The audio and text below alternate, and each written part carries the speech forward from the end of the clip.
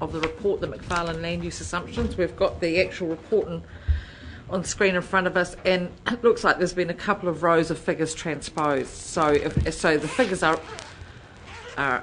right, and that's why they add up, but they're in the wrong lines. So if you look at number 7, dairy light soils, on page 43 of your agenda, that should read dry 867 hectares, irrigated 2,600, and total 3,467 for dairy light soils. This is for pre-storage. And number 8, orchard, is dry 0, irrigated 700, total 700. So that would be much more intuitively what you would have thought, Councillor Graham, about 700 hectares. Yeah. And the post-storage figures are in the correct place. Thank you.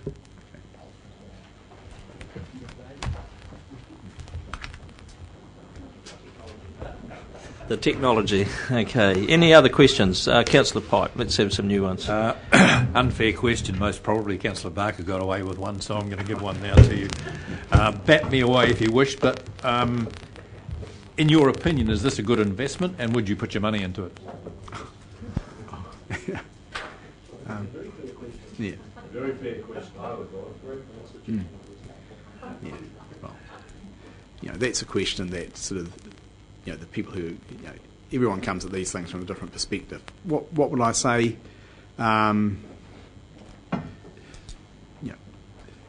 These things do have an ability to be quite transformative to local economies, because I've seen that from other experiences. This one has some particular challenges, and so I think and ultimately I think that's actually a decision for what we've done is try and put as much information in front of the councillors in terms of the decision they're faced with as we can to help with that. But fundamentally it comes down to something I think you can be reasonably confident about, in the sense that, subject to environmental considerations, and I'm not belittling those, that there are material benefits from schemes such as this, and they can be evidenced. And those benefits go beyond just what's enjoyed by farmers; they flow into communities, etc. And again, we've got enough evidence of that. The challenge is, what risk are you prepared to wear for what period to get there? And that's quite a unique challenge for you in the context of this business case, isn't it? So that's as far as I'll go. Beautiful side step. Yeah, it's a long time since I've produced one of those. Barker answer that one. Okay, Councillor Scott. Chairman, I've got 3 or 4 questions, so perhaps if I fire one off and then I can come back for the others. On page 35 of the agenda item, which is your capital investment section, you talk about the financial risks and the delays, the risk that the project takes long to reach operation. How does that affect your uptake curve in page 59? I'm sorry, I can't give you a page number of your own report on that. It's the one about the water uptake. Well, I know what page it is on ours, but I don't know what page it is on a BEAR report. Considering we're now looking at financial close, probably it's September. If we miss this construction season and start, say, 6 months late or whatever it is, I don't know whether we necessarily lose an entire year and push the whole uptake a year out or whatever. But can you give us some feeling around the impact of a delay beyond a projected start date if it was to go ahead of towards the end of this year? So I think the key point on that is that the demand profile, in a simplistic sense, all other things being equal, if you put this on hold for a year, you'd expect the same demand profile in a year's to follow. The moving part is the construction cost. So you have a contractor that isn't invested a material amount of money gearing up and ready to kind of go, and if you defer that, the cost comes in the cost of potentially, the cost of construction goes up because people get paid more next year than they do this year. And also a carrying cost for that contractor. What the water price is, that will be to the determination of the RWSS scheme. They could choose to hold it, and next year that could be 26 cents. But obviously, if that happens, then you're going to get a slight squeeze and an increase in capital costs. But should it materially change and shape the capital cost, the business case will know, other than changing the capital costs, which then may need to be tweaked, and you would rerun your numbers to see how it comes out. But all other things being equal, like I said, you'd expect demand to shift out a year, because we're talking about decision making processes, etc. And if that decision making process starts now, or it starts in a year's time, we're applying a kind of a curve of behaviour to that. I totally appreciate that, and the increase in construction costs is a very obvious one. I'm not sure, and it may be that we can get some direction on this. I'm not sure whether there has to be an absolute, it's a year delay or no delay.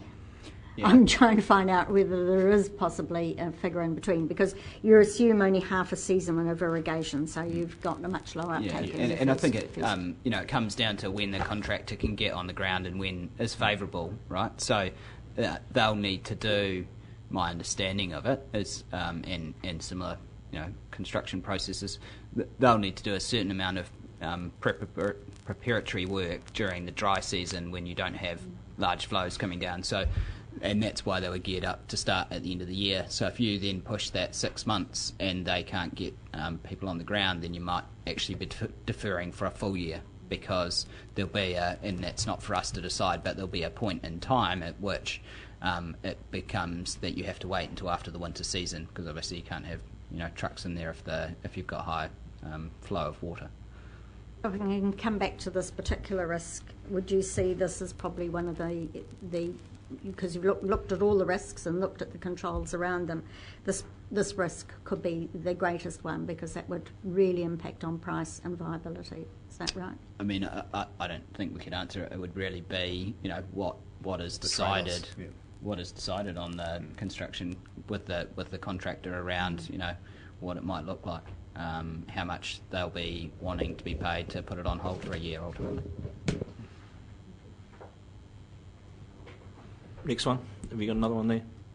We've heard from others, so keep going. We'll come back to others. Scenario. This is the never getting beyond 75. Sorry, Jim. Never getting beyond the 75% uptake right throughout the entire concession period of 70 years. That's a very extreme hypothetical example. You haven't done a best case example equally, probably extremely hypothetical, of total uptake from word go.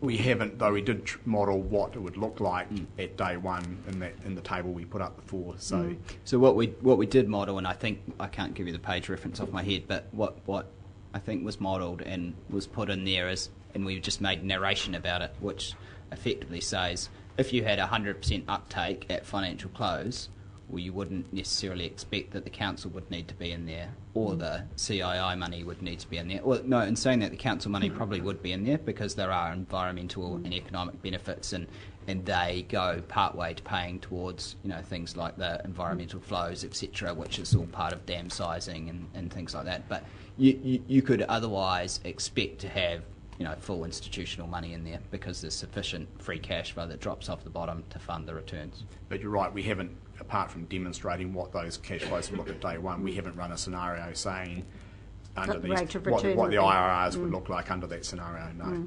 So if I can come to your extreme case scenario, and just trying to understand why some of the figures on your table 16 are in red.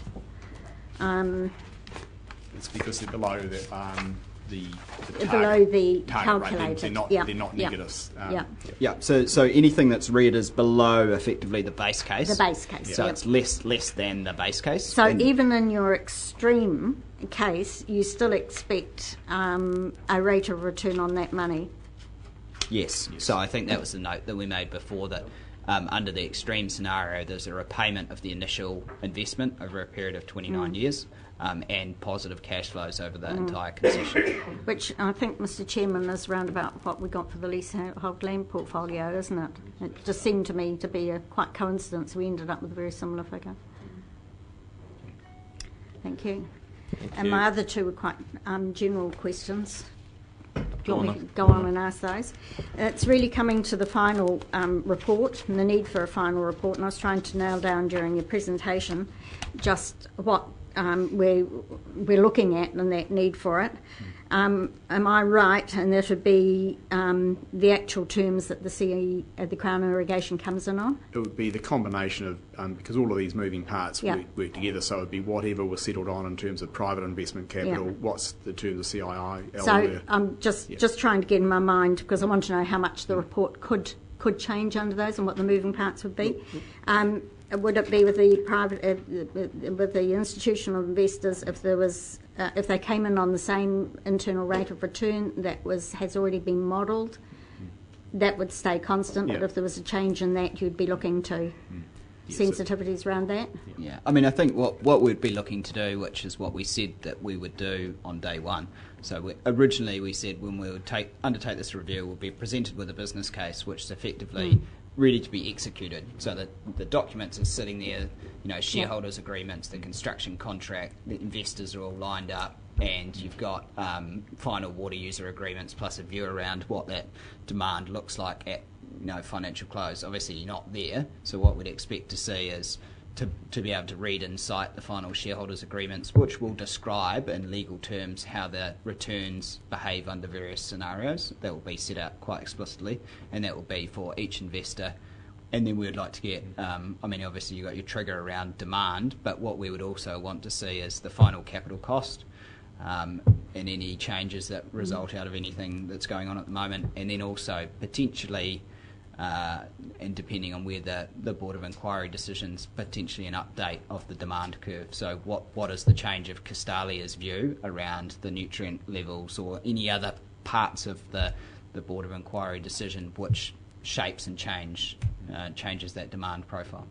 So those would be the key parts that you would expect to see, and we would probably just run through an iterative process as an addendum, because all the big moving parts are identified and how they work together. So what we would do, and this is obviously subject to conversation with Liz and others, is produce an addendum that focuses on what's changed and how that's now been locked down. I'm just trying to get a feel for what the sensitivities are from this point and going through our public consultation process to the point of having all those moving parts together.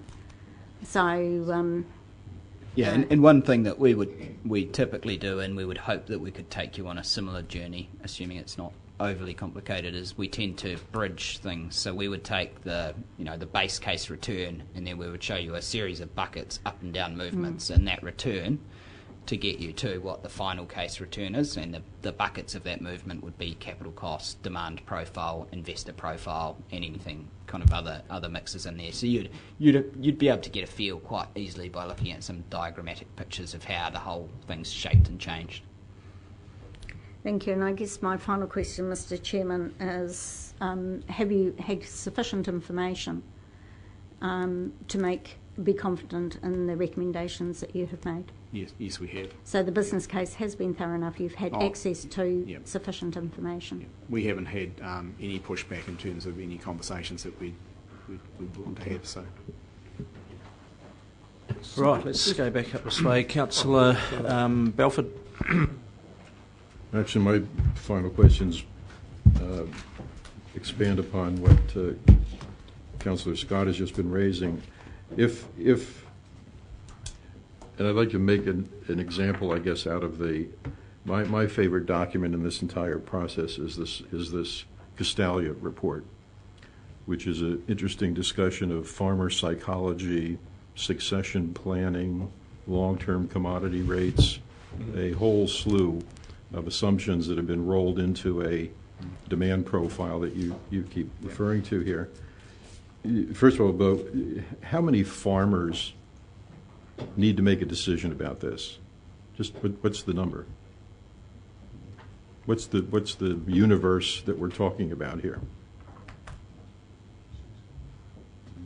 Can we defer to the back of the room at the risk of getting the number wholly wrong? The number of farmers. Just how many farmers need to make a decision to buy or not buy into the scheme? How many farmers? It's yeah. Sorry, Councillor Belfry asking the size of the total footprint for how many positive responses we would need to reach the 40 million. I would like to. I think you're talking about contracts total signed. pool of farmers Yeah. who some percentage of which Do 40 out of 200 or 50 out of 200 or whatever. Is it 500? Is it 5,000? 50 properties within zones A to B and E Yeah. That's, above How many? 20 hectares for threshold 350. So we're talking about 350 or so farmers at issue here. That excludes the downstream properties that are connected to the Tukitup River that we can also supply water to. So. but obviously they all vary in size. And so the stipulated threshold amount needs to come out of a pool of 350 farmers. Plus downstream. You didn't have a number on that. What was the number on that? You don't know, but could be another 100. Would it be that many? Probably not. We're only speculating, but 350 plus. Well, first of all, to be speculating about that number at this stage of the game seems, wow. Anyway, but the Castalia report makes all sorts of assumptions here as to how many expressions of interest will be converted. It says 100% of current irrigators will flow into this scheme, but they've just been given some better terms, basically, by the Board of Inquiry, arguably. A lot of what they talk about is based on a survey of 48 farmers. 48 farmers out of this universe that we've just identified here. One of their assumptions is that there is no nitrogen mitigation requirement. They have no discussion of how farmers have assessed their own on-farm investment.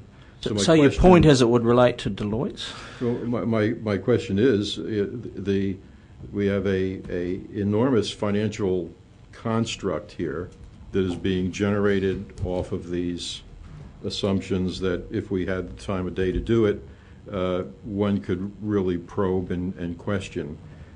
What you've done is basically say, if I could go to page 28 of this document.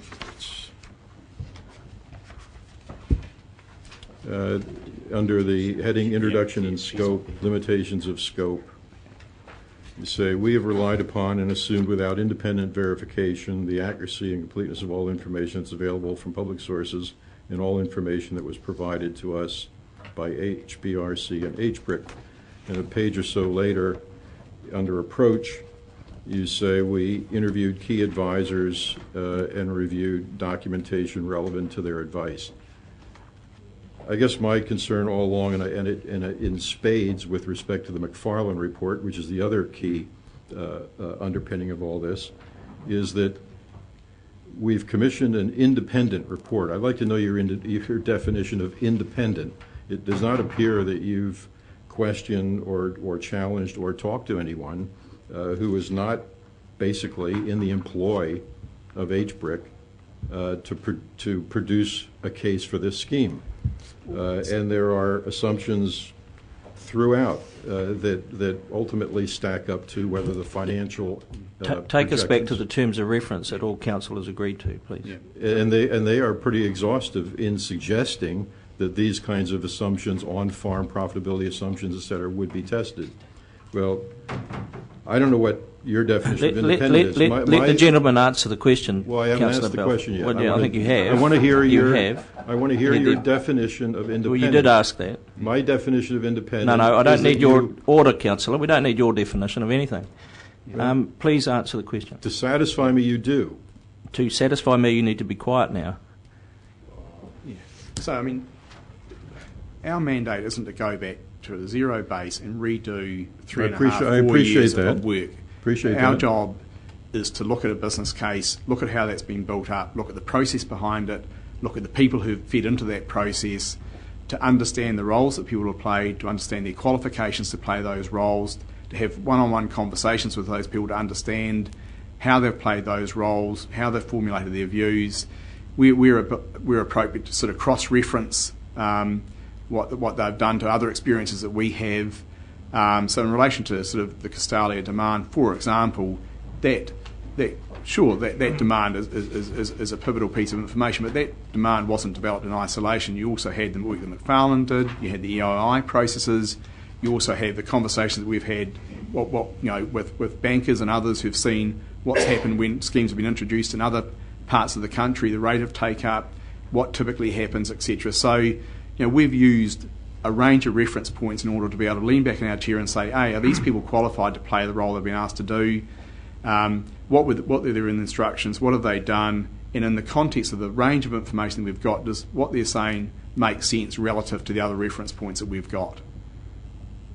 And to add on to that, around the Castalia point is, and the council has agreed to instigate a 40 million cube condition precedent prior to financing, which I understand put aside the numbers of that people. That protects the front end. That protects the front end. But what it does indicate is a significant volume of the catchment of your 350 people have taken the step to make the decision to go down that route.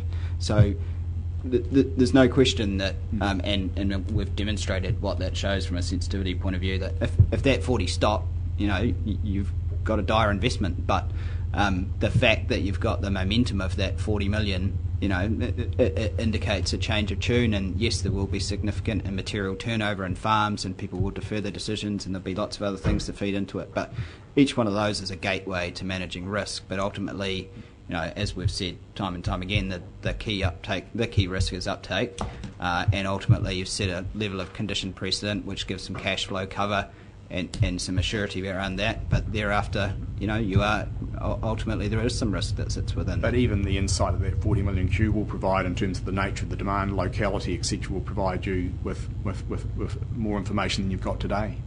I understand what 40% establishes and the protection it provides, but it's downstream from there, and everybody's clearly identified this as the central sort of risk factor, and it would seem to me that you would go a bit further afield of having identified that to your own satisfaction as the risk factor. You would go a bit further than accepting at face value. Their report has 2047 as the worst case for 90% pickup. That's not anywhere modeled here, and so it's you've kind of and if you compound the worst assumptions as opposed to building the entire scheme upon hoping that all the best assumptions materialize, I think you get a different end result.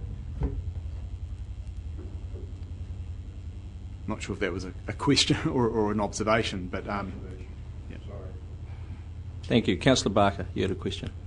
Yes, I did. I was resting my notes here.